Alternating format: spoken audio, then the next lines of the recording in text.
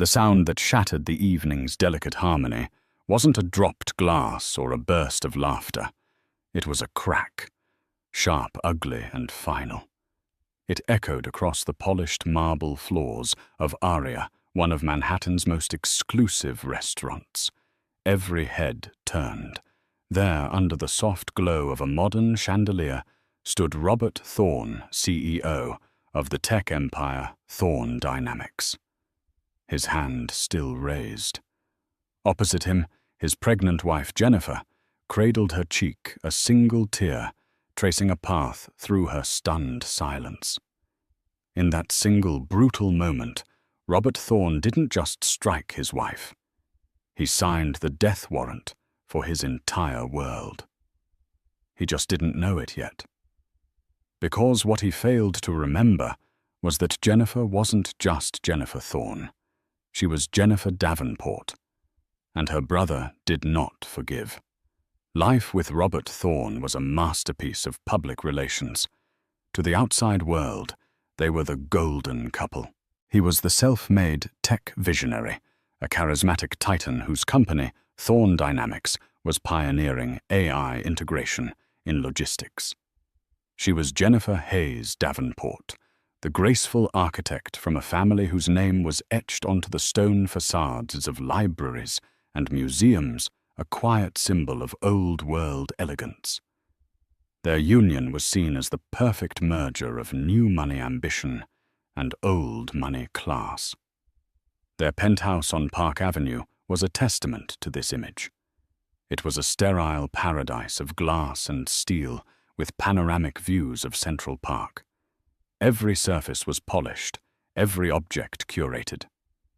But for Jennifer, it felt less like a home and more like a showroom. Her own architectural drafts and models, once her life's passion, were relegated to a small back office, dismissed by Robert as clutter that disrupted the apartment's minimalist aesthetic. Robert loved to show her off. At galas, fundraisers, and board meetings, she was his most prized acquisition. He would hold her hand just a little too tightly, his thumb pressing into her knuckles as a silent reminder of his ownership. He would interrupt her conversations with a booming laugh, redirecting the topic back to his latest success. "Jennifer is the heart of my operation," he'd say. "She keeps the home front perfect, so I can conquer the world." The crowd would applaud, seeing a supportive wife. Jennifer would smile, feeling like a beautifully framed painting, admired but inanimate. The pregnancy, which should have been a joyous bond, became another tool of his control. He dictated her diet, her social schedule, even the prenatal vitamins she took, all under the guise of caring for his son. He had already decided it was a boy, the heir to the Thorne Empire. The cracks in their gilded cage were only visible in private.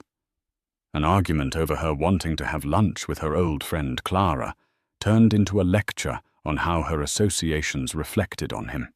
A married, pregnant woman shouldn't be seen gallivanting around town with a single artist darling. It looks unsettled. His voice, so charming in public, would drop to a low, cold monotone that chilled her to the bone.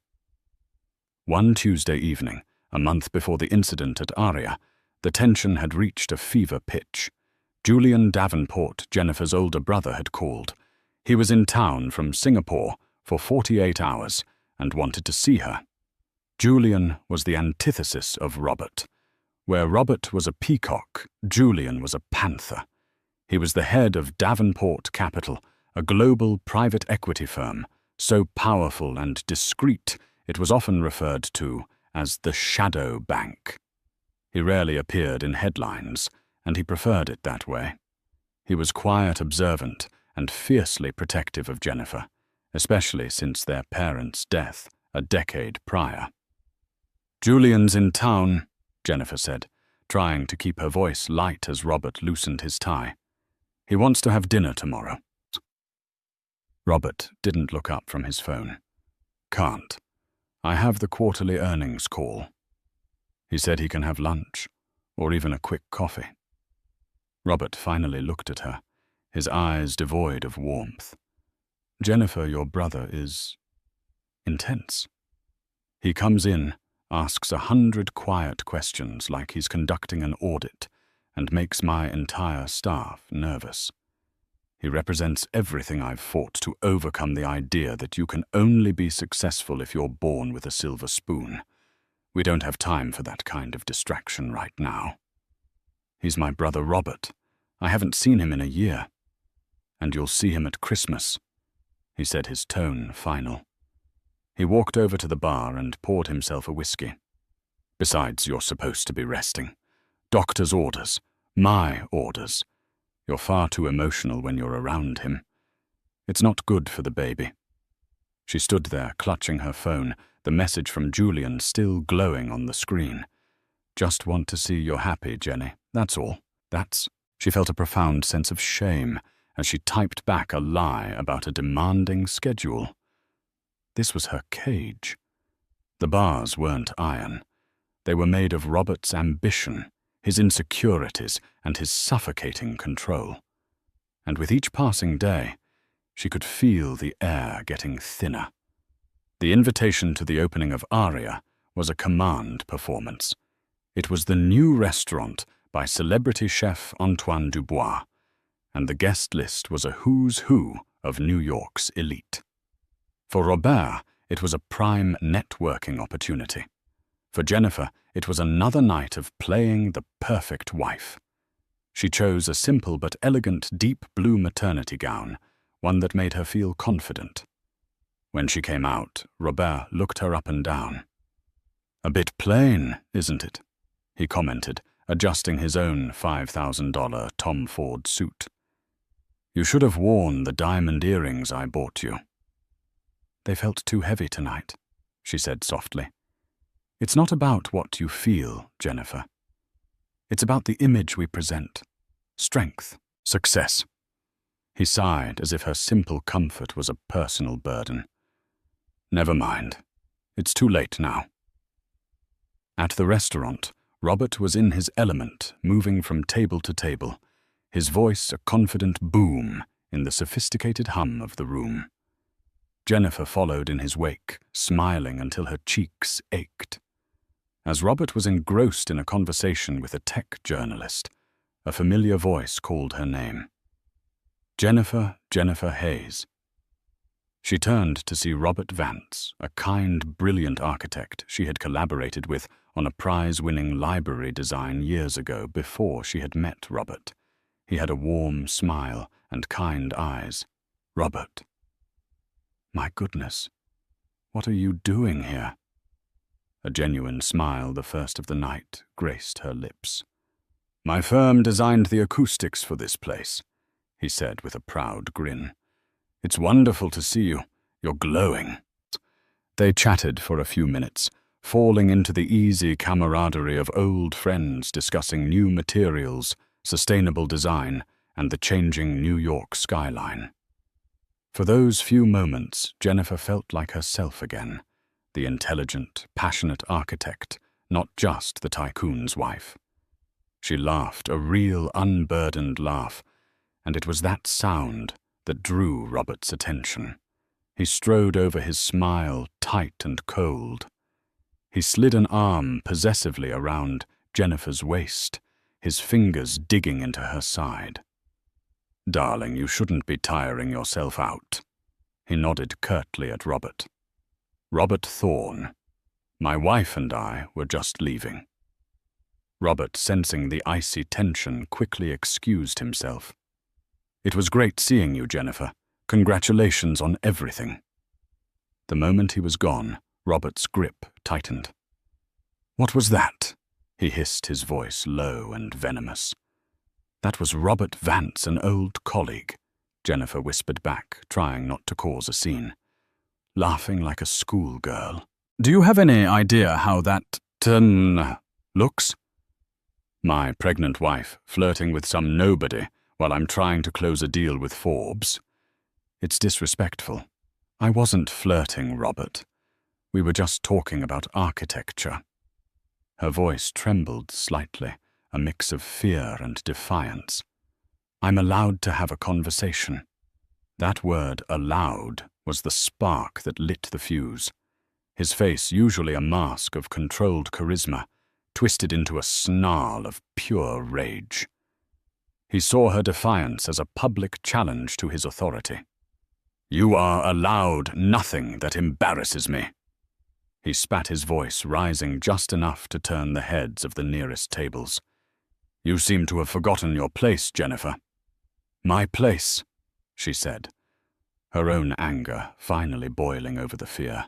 My place is not to be your silent, smiling accessory. I am a person, Robert, not a possession. And then it happened.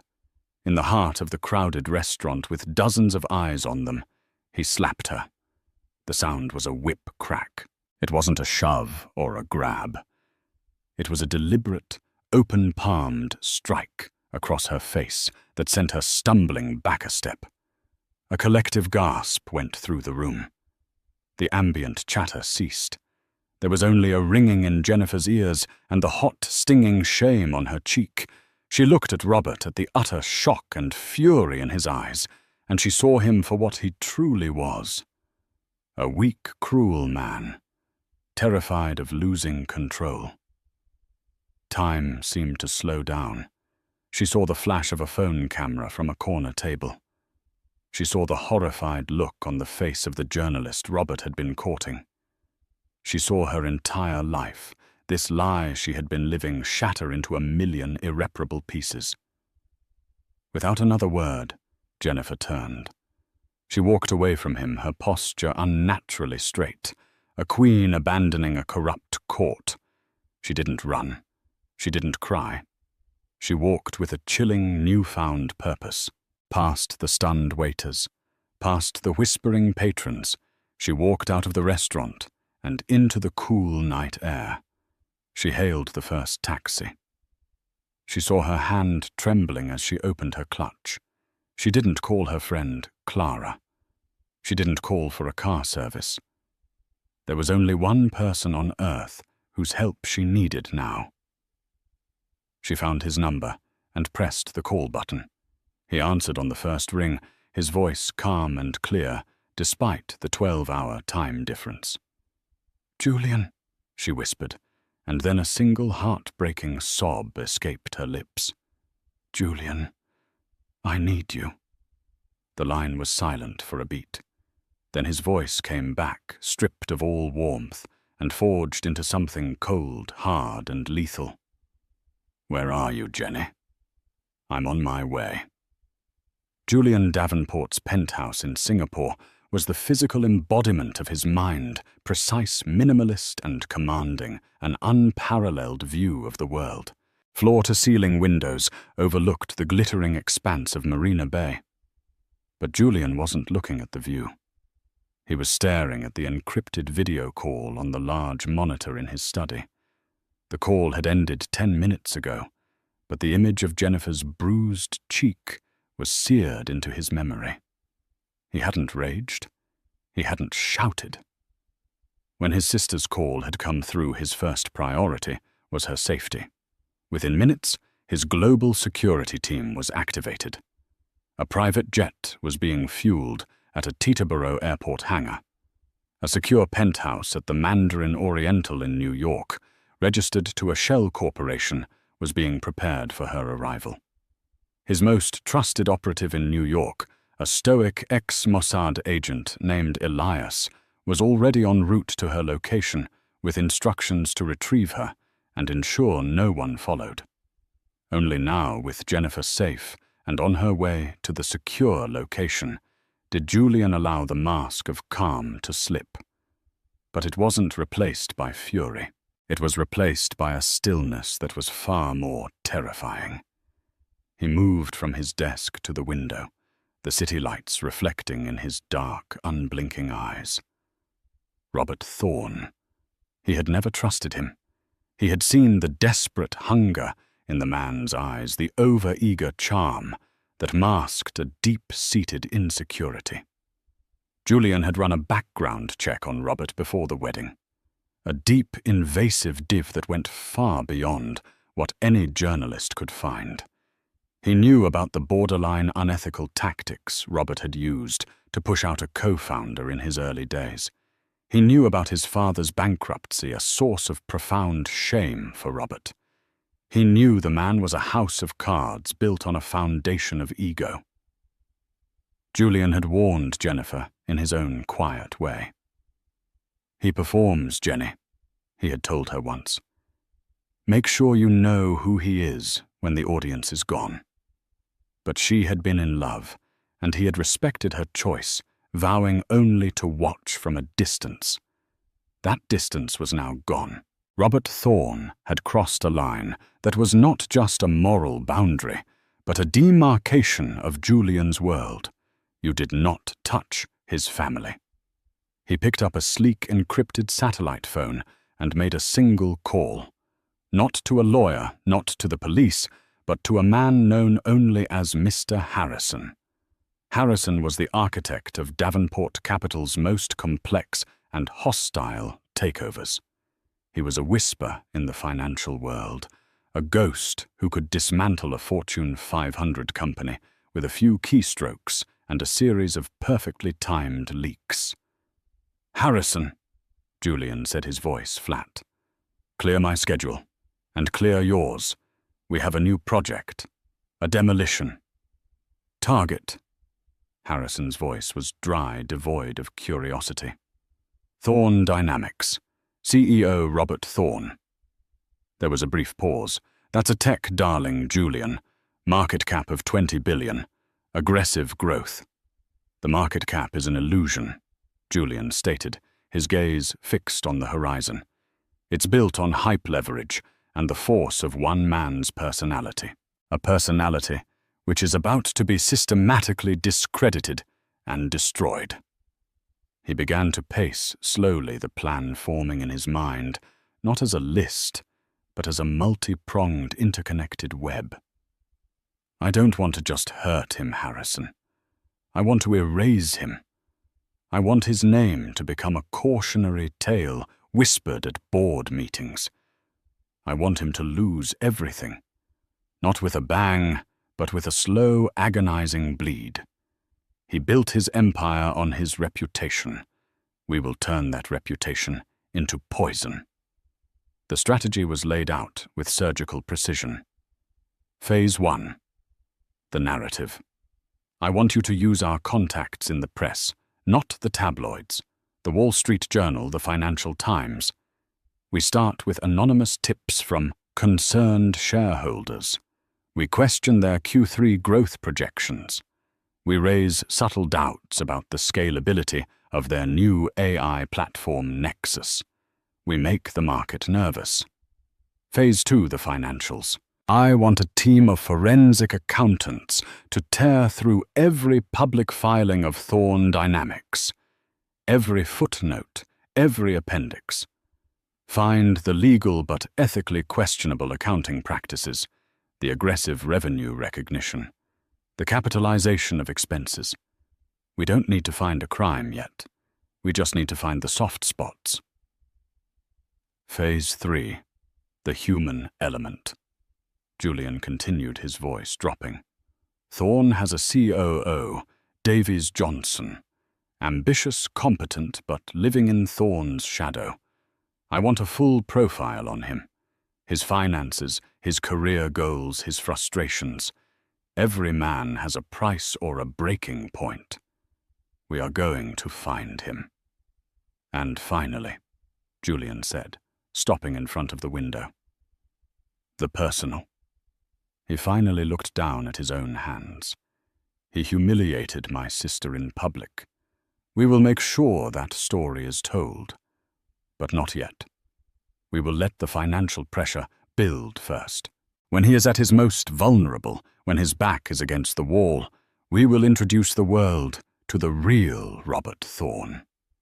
We will let Jennifer's story be the final devastating blow that shatters whatever is left." He ended the call. He stood in the silence of his penthouse, a general surveying a battlefield that only he could see. This wasn't about revenge. Revenge was messy emotional. This was about rebalancing the scales. It was about a quiet, methodical, and absolute annihilation. Robert Thorne had thrown a punch in a bar fight. Julian Davenport was about to deploy a navy. The giant was awake.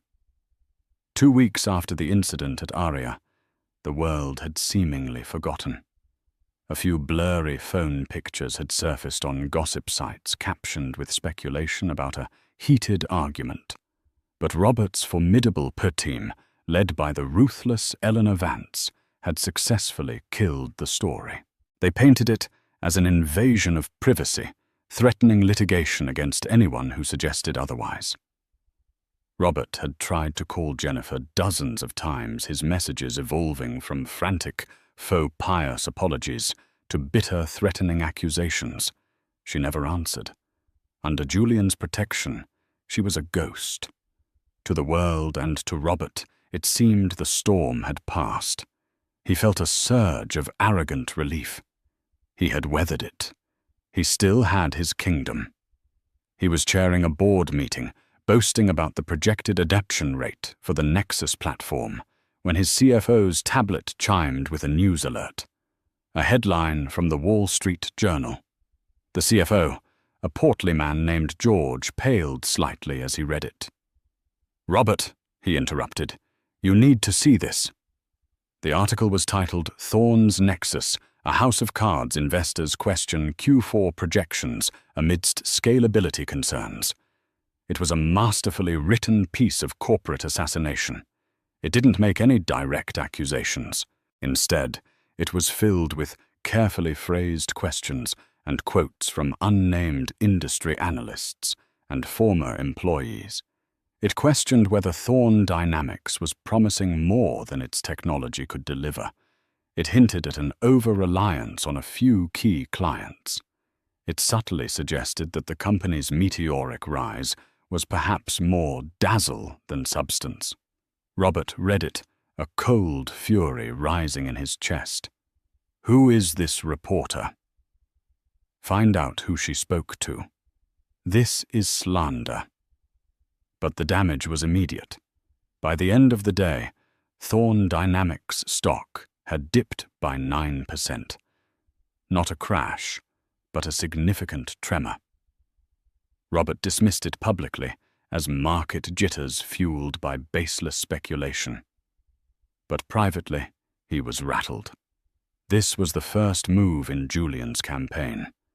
Mr. Harrison had leveraged a contact deep within the financial press, a veteran journalist named Sarah Jennings, who had a reputation for unearthing corporate rot.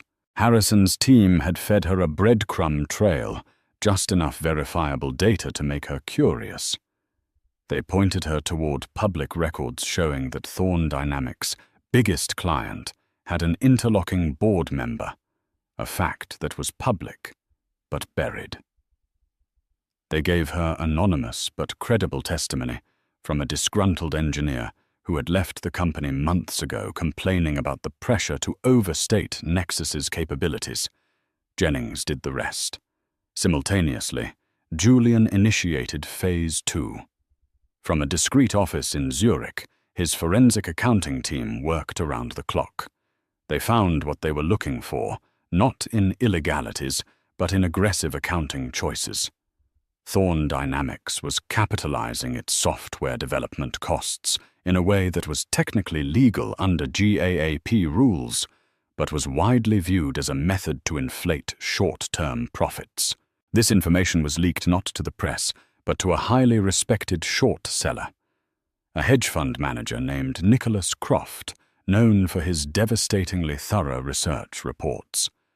2 days after the WSJ article, Croft Capital released a 50-page report titled Thorne Dynamics, a Reality Distortion Field. The report eviscerated the company's financials. It accused Thorne of pulling forward future revenue and using accounting gimmicks to mask slowing user growth. The market reacted violently. The stock plummeted another 18%. Robert was in a blind panic. He was on the phone, screaming at his investors, his PR team, and his lawyers. "This is a coordinated attack," "Someone is trying to sink us," he bellowed, pacing his office like a caged animal. He was right, but he had no idea who was pulling the strings. He suspected a rival tech firm, perhaps a disgruntled former executive. The name Julian Davenport never once crossed his mind. Julian was old money private equity. He didn't engage in grubby market battles like this. He was above it all. It was the perfect cover. While Robert was fighting fires on Wall Street, Jennifer was in a quiet, sun-drenched penthouse overlooking the Hudson River. Julian had flown in, and for the first time in weeks, she felt a sense of peace. He didn't talk about his plans for Robert. He simply took care of her. He hired a private prenatal yoga instructor and a nutritionist. He filled the apartment with books on architecture and brought her a state-of-the-art drafting table. "You should start designing again, Jenny," he said one afternoon, watching her sketch in a notepad. "Even if it's just for yourself. Don't let him take that from you, too." Slowly, she began to heal. The fear began to recede, replaced by a quiet, simmering anger and a resolve she didn't know she possessed. She started working on a design for a community library, pouring her pain and hope into the lines and angles on the page. One evening, she saw the news about Thorne Dynamics' stock troubles. She looked at Julian, who was reading a book across the room. "Is this you?" she asked softly. He looked up, his expression unreadable. "He hurt you," he said simply, as if that were the only explanation required. "This is just the consequence." Jennifer felt a complex wave of emotions. It wasn't glee. It was a grim sense of justice. She thought about the man who had dismissed her passion as clutter, who had tried to shrink her world until it fit into the palm of his hand. She nodded slowly. "Don't stop," she said, her voice steady and clear. And in that moment, she was no longer a victim. She was a survivor, and she was ready for the fight. The next month was a slow-motion nightmare for Robert Thorne. The Whisper campaign had become a roar. Every financial news channel seemed to have a panel of experts dissecting the Croft Capital report. The initial 27% drop in stock value was just the beginning. It continued to bleed day by day as investor confidence evaporated. A major contract with a European logistics conglomerate, which Robert had been counting on as his big Q4 win, was suddenly indefinitely postponed. The official reason was market volatility. But Robert knew the truth. No one wanted to board a sinking ship. He became a man possessed by paranoia. He saw conspiracies everywhere. He fired 2 senior executives for disloyalty when they questioned his increasingly erratic strategy. He ordered sweeps of his office for listening devices. The charismatic, confident CEO was gone, replaced by a haggard, wild-eyed tyrant.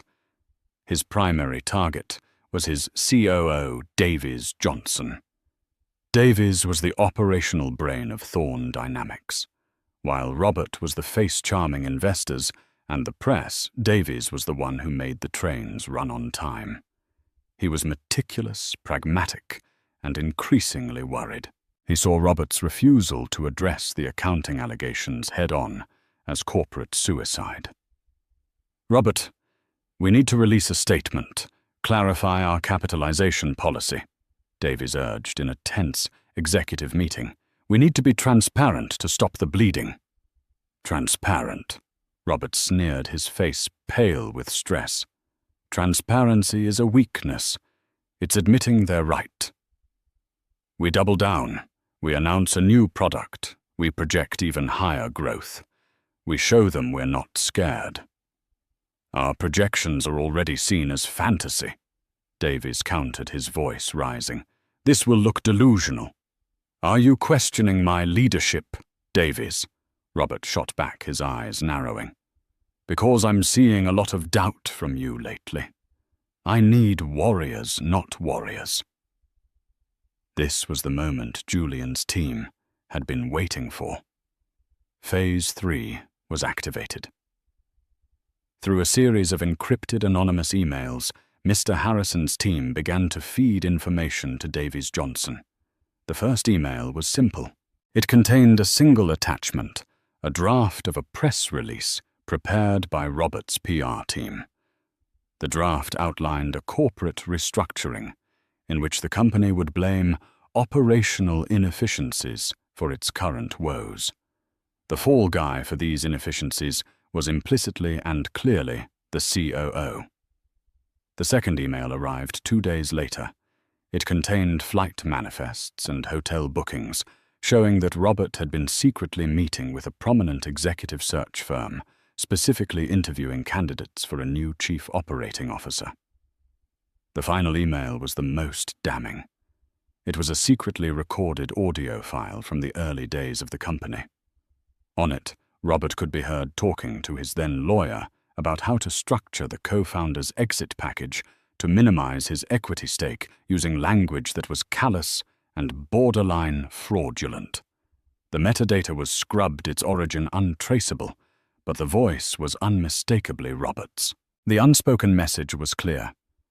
This is what he does to people who are no longer useful to him. You are next. Davies Johnson felt the blood drain from his face.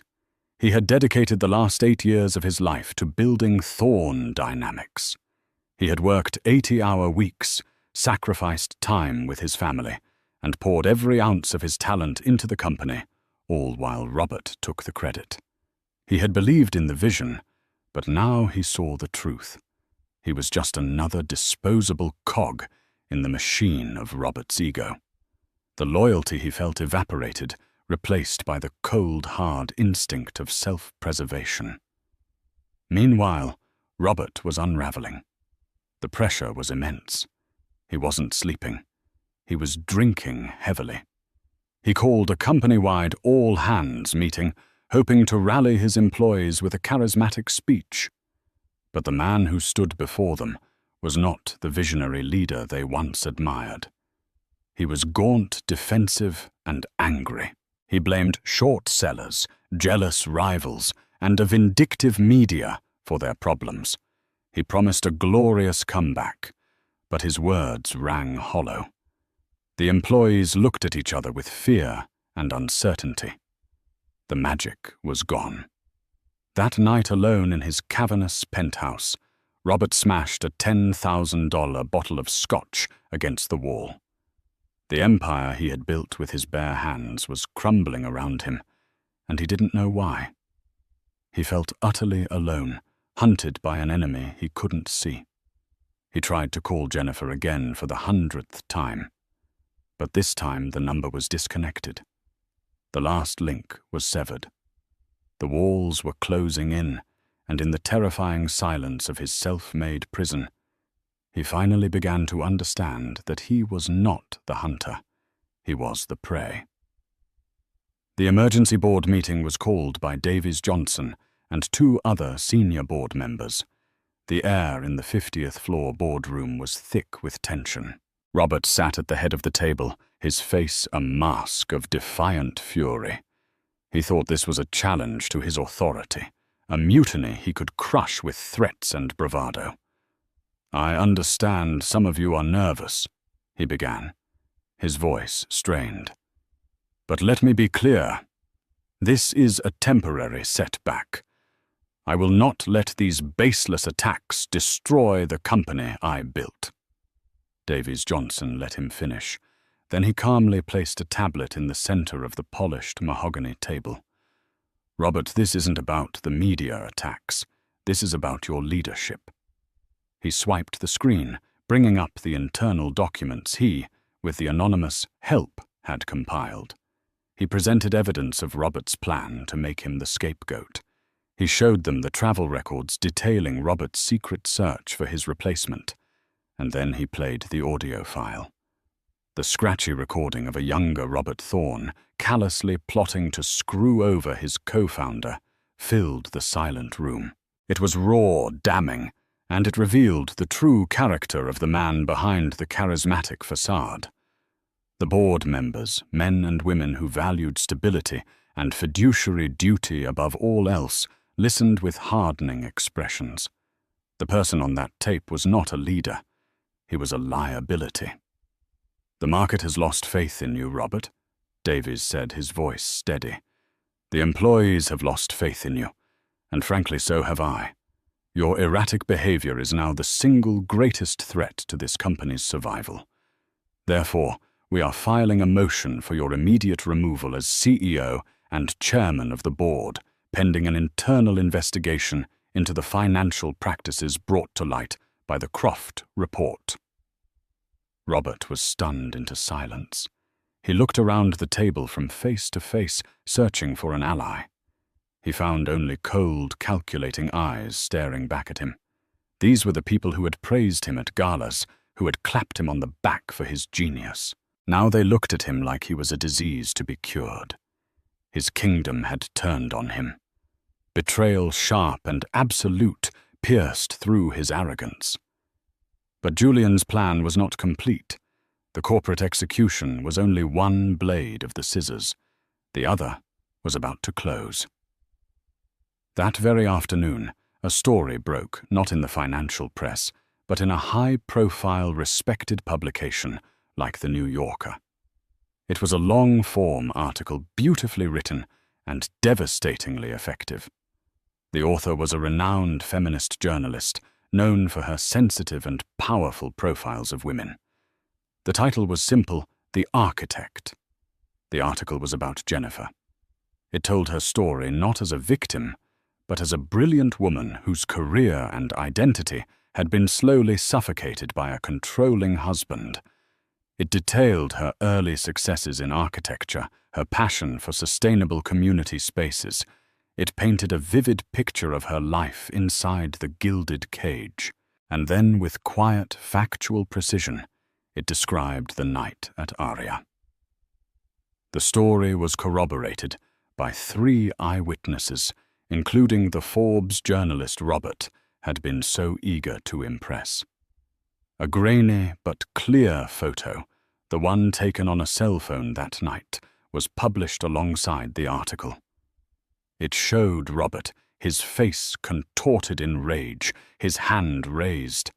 It showed Jennifer, her expression a mixture of shock and pain. The story was the final, fatal blow. It gave a human face to the corporate scandal. Robert wasn't just an arrogant CEO who played fast and loose with the numbers. He was a bully, an abuser. The narrative was now complete. The personal and the professional had converged into a perfect storm of public condemnation. The hashtag, #Justice for Jennifer, began trending worldwide.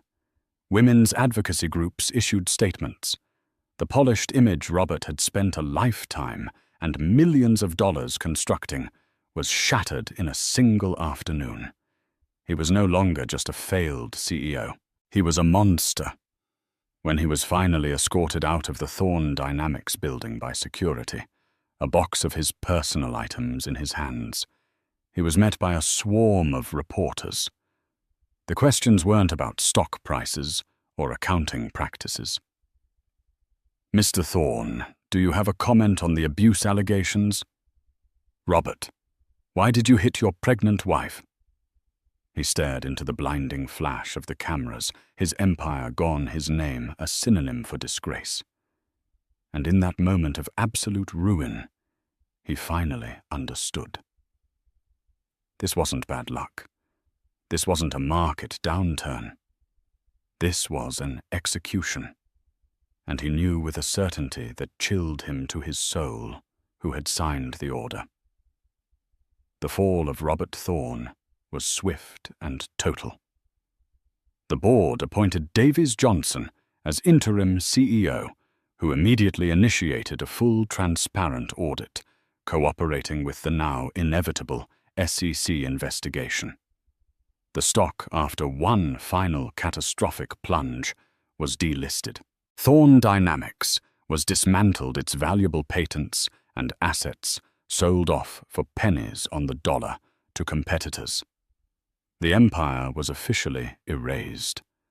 Robert was left with nothing but legal bills and public scorn. The friends who had once clamored for his attention now crossed the street to avoid him. He was a pariah. His divorce from Jennifer was finalized quickly and quietly. He lost the penthouse, the cars, the entire apparatus of his former life. The last anyone heard, he was living in a small rented apartment in a different state, a ghost of the man he once was. But this story was never truly about his fall. It was about Jennifer's rise. She did not celebrate Robert's demise. She watched the news with a distant, detached sadness, not for him, but for the years she had lost. Her victory was not in his ruin, but in her own reclamation. 2 months later, Jennifer gave birth to a healthy baby girl, whom she named Hope. Holding her daughter for the first time, she felt a profound sense of peace. The future was no longer a terrifying void, but a blank canvas. Julian was there, of course. He wasn't a gloating victor, just a quiet, supportive presence. He looked at his niece, a tiny, perfect thing, wrapped in a soft blanket, and a rare, genuine smile touched his lips. His world was in balance again. Jennifer's passion for architecture had been fully reawakened. The community library she had designed while in seclusion had won a prestigious design competition. The project was funded by an anonymous benefactor, a grant from a philanthropic foundation quietly controlled by the Davenport Capital Group. A year later, construction began. Jennifer stood on the site, her daughter babbling happily in a stroller beside her. She was no longer Jennifer Thorne, the tycoon's wife. She was Jennifer Davenport, architect mother survivor. She was a woman who had been trapped in a cage of glass and steel and had found the strength to break free. The library was her masterpiece. It was a structure of light and open space with warm wood and walls of glass that looked out onto a public garden. It was designed to be a sanctuary, a place of quiet strength and endless possibility. It was in every way a reflection of its creator. At the dedication ceremony, Jennifer stood at the podium, looking out at the crowd. Julian was in the front row, holding Hope, who was clapping her hands. Jennifer didn't speak of her past. She spoke of the future, of the power of community, and of the importance of building spaces where people could feel safe and inspired. Her life was not a fairy tale. The scars of her time with Robert would always be a part of her. But they were no longer open wounds. They were reminders of her own resilience. She had faced the worst of one man's ego, and had emerged not broken, but stronger, more compassionate, and more dedicated to her craft than ever before. She had lost a prison and gained a universe, and in the quiet hum of her new life, surrounded by love, purpose, and the beautiful library she had built, she was finally, truly free. The grand opening of the Davenport Community Library was a perfect autumn afternoon. The sun cast a golden glow on the building's facade of glass and reclaimed timber, a testament to Jennifer's vision of blending modernity with nature. The air buzzed with genuine excitement and admiration. City officials, patrons of the arts, and families from the neighborhood all gathered on the manicured lawn. Jennifer stood near the entrance, her daughter Hope, now a bright-eyed toddler, holding her hand. She felt a deep, unblemished sense of accomplishment. This building was the physical manifestation of her survival. Every beam, every pane of glass was a piece of her reclaimed self. Julian stood beside her, his usual stoic expression softened by an undeniable pride. He wasn't the billionaire titan today. He was just a brother beaming at his sister's triumph. "You did it, Jenny," he murmured, watching as a group of children ran laughing towards the dedicated kids section. "You've given them a gift." "We did it," she corrected him, squeezing his arm. It was in this perfect moment that the ghost appeared. It wasn't a physical presence, but something far more insidious in the modern age. Her friend Clara, her face pale with a mixture of anger and concern, pulled Jennifer aside. "Jennifer, I'm so sorry to do this now, but you need to see this," Clara whispered, holding out her phone. On the screen was a sleekly designed web page. The banner read, "Robert Thorne, The Unspoken Truth." It was a blog launched that very day. The main feature was an article written by Robert himself, accompanied by a professionally taken photograph. He looked different, thinner, with a carefully cultivated beard, wearing a simple grey sweater. He looked thoughtful, humbled. It was a calculated image of a fallen man seeking redemption. Jennifer's heart went cold as she began to read. The words were a masterpiece of manipulation, a venomous narrative cloaked in the language of therapy and accountability. "For 2 years I have remained silent." The post began. "I have been in a process of deep, painful self-reflection. I will not deny my faults. The pressure of building an empire, of living up to impossible expectations, created a monster in me. That night I made a terrible mistake, a single regrettable lapse in judgment, for which I have lost everything. I have and will continue to work on myself to understand the anger that led to that moment." So far, it was a textbook PR apology. But then it took a dark, vicious turn. But what the world doesn't know is the context. The story of my downfall wasn't about one mistake. It was a calculated corporate assassination, orchestrated by my former brother-in-law, Julian Davenport, a man who wields his generational wealth like a weapon.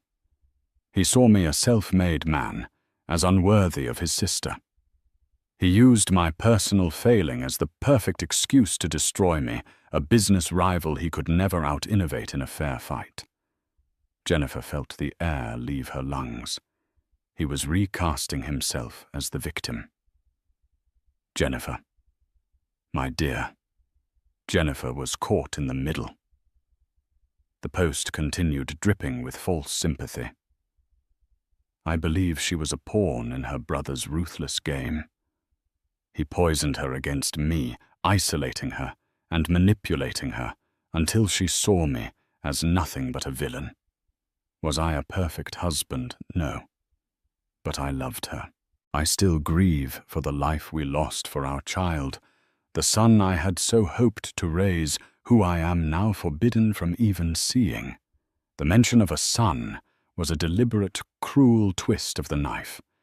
He was erasing their daughter Hope, rewriting reality itself to suit his narrative. He ended the post with a chilling call to action. This blog is my attempt to reclaim my own story. The story of a flawed man, yes, but a man who was systematically destroyed by a power far greater and more sinister than anyone imagines. The blood rushed in Jennifer's ears. This was worse than the slap. The slap was a physical act of rage, a loss of control. This was a cold, calculated psychological assault.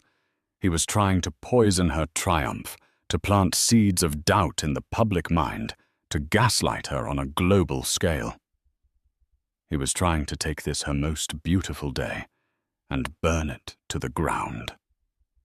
Julian had read the post over her shoulder, his face hardening into a familiar mask of cold fury. "Harrison is on it," he said, his voice a low growl. "My lawyers will have this site shut down by morning. We'll sue him for defamation so hard he won't be able to afford a library card." His words were meant to be comforting, a promise of swift, overwhelming retaliation. But Jennifer shook her head, a new and unfamiliar fire igniting within her. She looked at Julian's anger, the same anger that had dismantled Robert's empire, and she realized it was the wrong tool for this fight. Robert wanted this. He wanted a war with Julian Davenport. It would validate his entire story of being the little guy crushed by a titan. It would make him a martyr.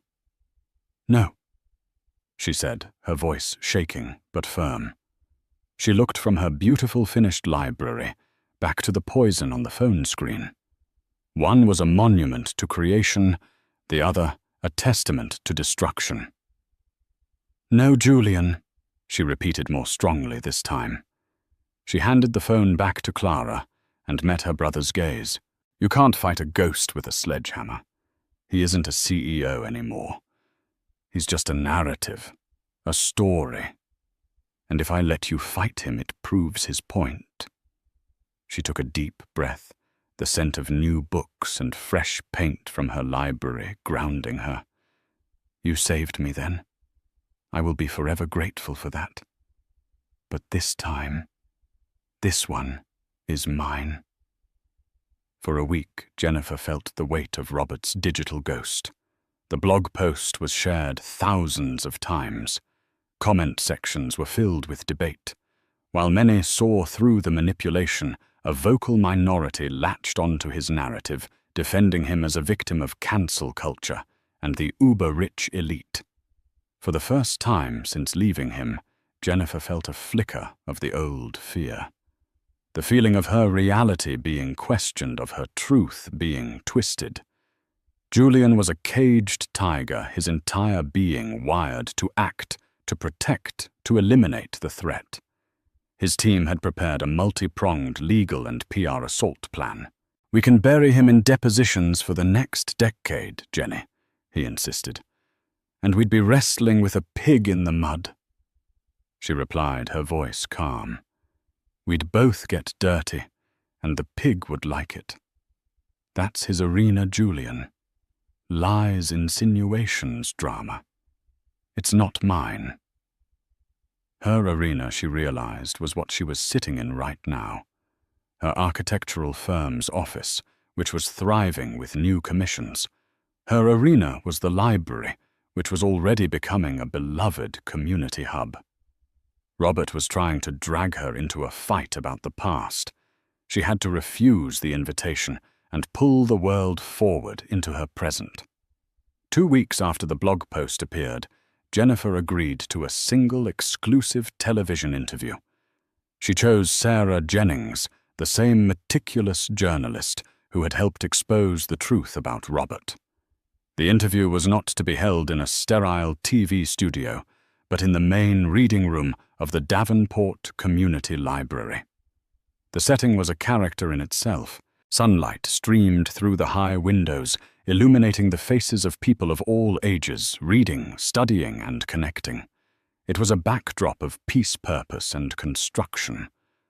Sarah Jennings was direct but respectful. After discussing the library and Jennifer's recent projects, she broached the topic. "Jennifer, your ex-husband, has recently made some serious allegations, painting himself as a victim of a corporate conspiracy. What is your response?"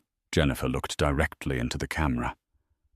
Her expression not one of anger or victimhood, but of serene, unshakable confidence. "Mr. Thorne is entitled to his own narrative." She began, her voice even and clear. "He is free to write any story he wishes about the past.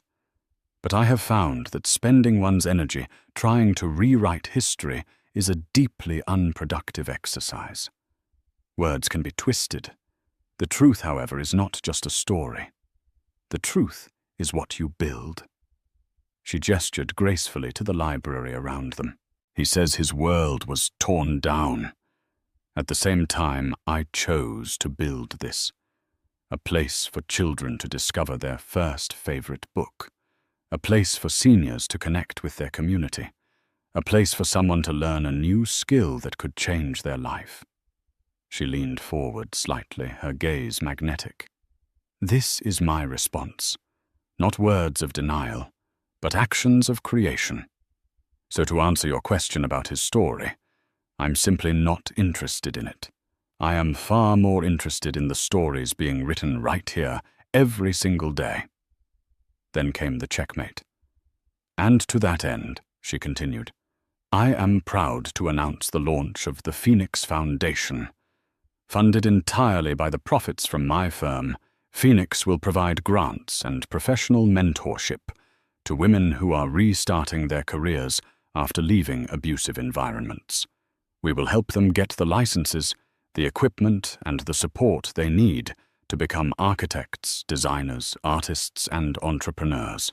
We will help them build their own new worlds. It was a masterful stroke.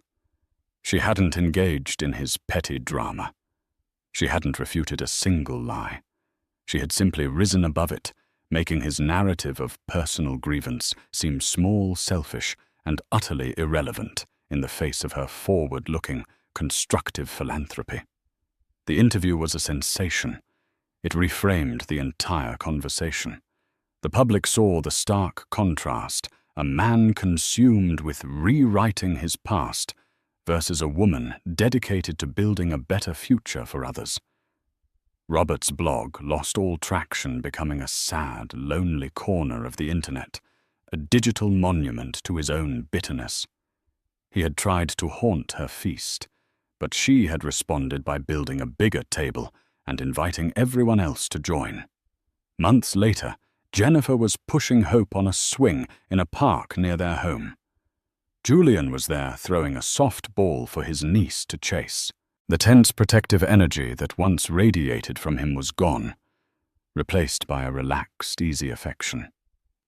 The first Phoenix grant was awarded today, he said, sitting on the bench next to her, to a young graphic designer from Chicago. She said her dream was to be her own boss. Jennifer smiled, a genuine, untroubled smile. That's wonderful. You handled him, Jenny. Better than I ever could have, Julian admitted. I know how to tear things down. You know how to build things up. She watched her daughter squealing with delight as the swing went higher and higher. The ghosts of the past were finally gone, not because they were vanquished in a fight, but because they had been crowded out by a life so full of light, love, and purpose. She was the architect, and she had designed a future more beautiful than she had ever imagined. And it was all her own. Jennifer's journey is a powerful reminder that the most formidable empires are not built of glass and steel, but of character and integrity. Robert Thorne's world collapsed because it was built on a foundation of ego and control. Jennifer, on the other hand, rebuilt hers on a foundation of courage, talent, and the quiet, unwavering support of family. This story shows us that true strength isn't about how loud you can shout, but about the resilience you show when you've been silenced, and the grace with which you reclaim your voice. It proves that no cage can hold a spirit that is determined to be free. If Jennifer's journey from victim to victor resonated with you, and if you believe in the power of quiet strength to overcome loud injustice, please give this video a like and share it with someone who might need to hear this message. Don't forget to subscribe to the channel and hit the notification bell for more real-life stories of consequence, justice, and empowerment. Thank you for listening.